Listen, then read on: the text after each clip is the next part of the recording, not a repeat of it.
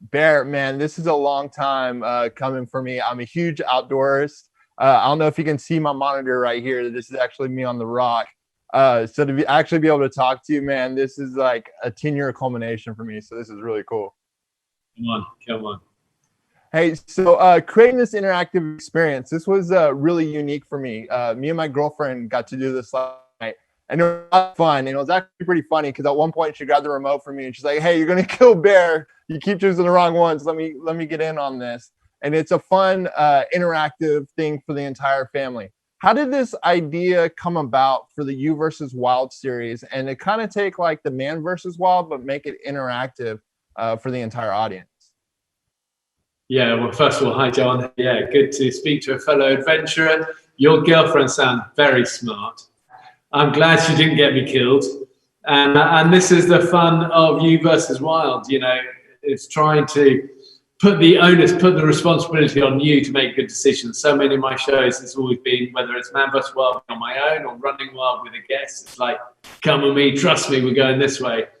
But the fun of Netflix is that they're kind of the only platform that could do this sort of technology where we put the power into the viewer's hands. It's almost felt like kind of blending a computer game with a reality TV show with a movie, and coming up with You versus Wild. But it's all about empowering people, you know, especially young people, to be able to make decisions and under pressure, and to understand risk and the consequences of stuff. At the same time, educating them about things that are important to me and my team, like the wildlife and conservation and the natural world, and making it a really fun experience.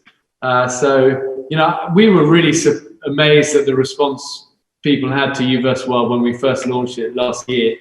And it's become the sort of, you know, the timing was so good, I suppose, with lockdown and people at home and all of that. But to be able to then dial it up and make You versus Wild into a movie now is a real privilege. And we've shot it, we're done, it's out there, you know, it's launching now. And fingers crossed, I think people will dig this. Absolutely. And I love the way, like I said, the way it's interactive. I find that for me, I pick up on the concepts and I'll learn a lot quicker that way. So when I posted, I was talking to you, obviously, a lot of my friends know that I love the outdoors and they got really excited. And someone actually submitted a question. Ryan from Pearland, Texas, wanted me to ask you, have you ever had a breaking point while filming one of your shows? And he went on to say, drinking the elephant dung juice would have been the breaking point for me. So I was wondering if you've ever had a breaking point while filming one of your shows. Had a breaking point. I mean, how long have you got? You know, I've had a lot of breaking points over the years. I think that the Wild is all about, you know, it's about how do you push through those times, and when do you back off, and when do you find another way, and when do you need to go the extra mile. And this is something that just comes with time and experience. And I've learned so many lessons, mainly through failure of getting things wrong. But at the same time, I've never been scared to show the times where it goes wrong, to let that kind of air and be part of the journey, because that's how life is, isn't it? You know, and I think the magic of You versus Wild is that you really see the consequences. And many times on this, you can send me down this branch, down this mission, and it's like, wow, is that going to work out? And it doesn't always, as you know.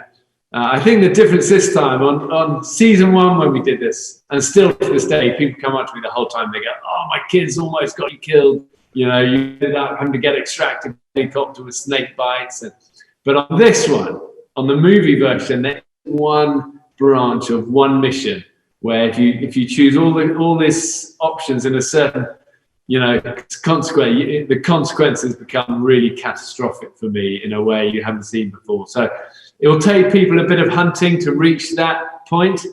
But it was fun, you know, because we learned so much on the first season, and now to be able to dial this up has been a pretty cool journey.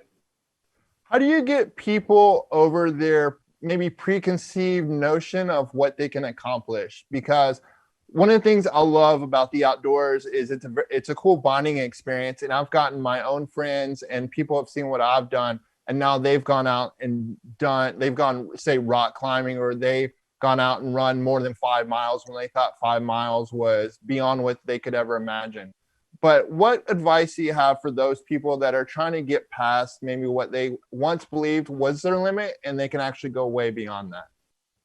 Yeah, I think you're right. All of us, we approach so much of life with our assumptions and our beliefs about ourselves and what we can do. And I think the best advice is always leave the assumptions behind. You know, when we assume anything, what do they say? It makes an ass out of you and me.